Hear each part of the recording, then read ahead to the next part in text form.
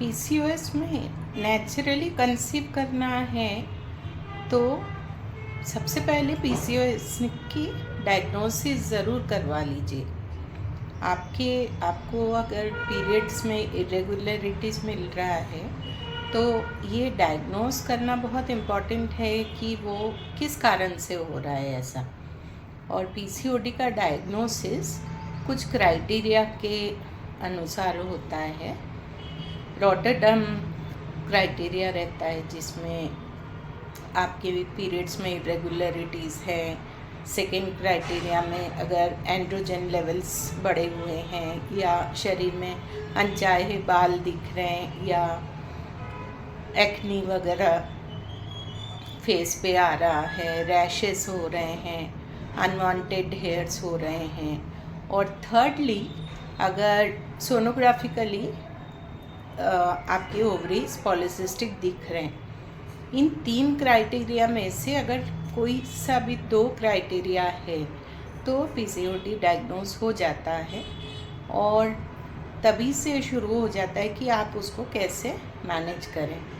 आपका BMI calculation हो जाना चाहिए और आप किस कैटेगरी में आ रहे हैं वो भी पता हो जाना चाहिए कि आप ओवरवेट हैं। अगर आपका बीएमआई 23 से 29 के बीच है और अगर वो 30 और उससे भी ज़्यादा है तो फिर आप ओबेसिटी क्राइटेरिया में आ जाते हैं।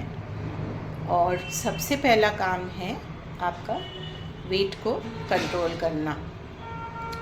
Lifestyle change, daily exercise, diet modification और कुछ मेडिसिन्स की ज़रूरत पड़ सकती है।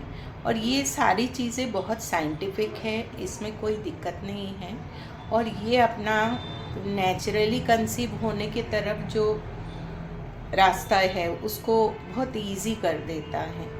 तो इनिशियल जो चीज़ें आपको करना रहेगा वो ये रहेगा कि एक्सरसाइज रेगुलरली चालू कर दें, जिसमें एरोबिक्स और swimming, cycling, full body exercise और थोड़ा सा स्ट्रेंथ ट्रेनिंग भी होना चाहिए।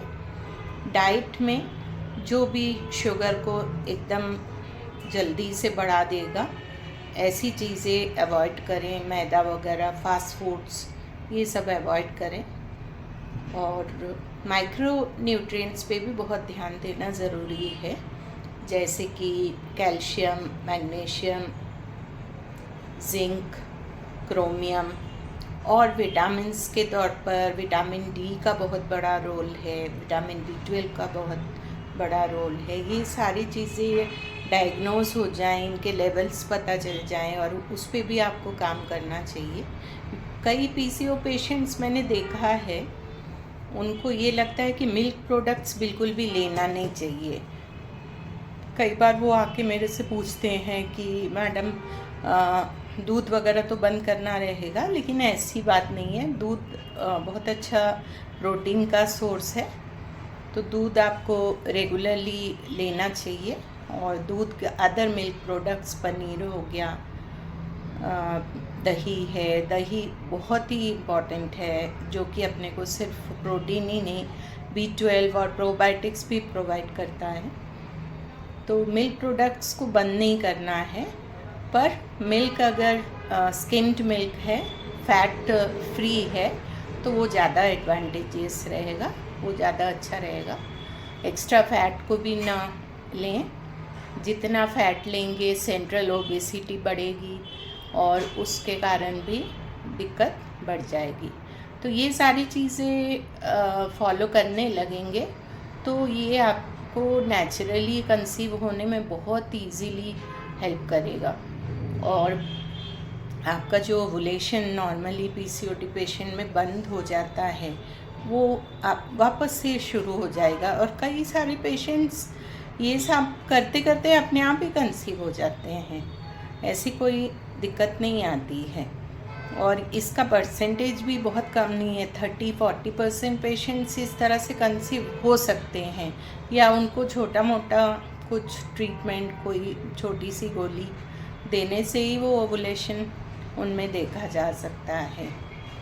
तो इस तरह से मोटिवेटेड होके सब चीज़ें फॉलो करें तो जल्दी ही प्रेग्नेंट हो जाएंगे। Thank you.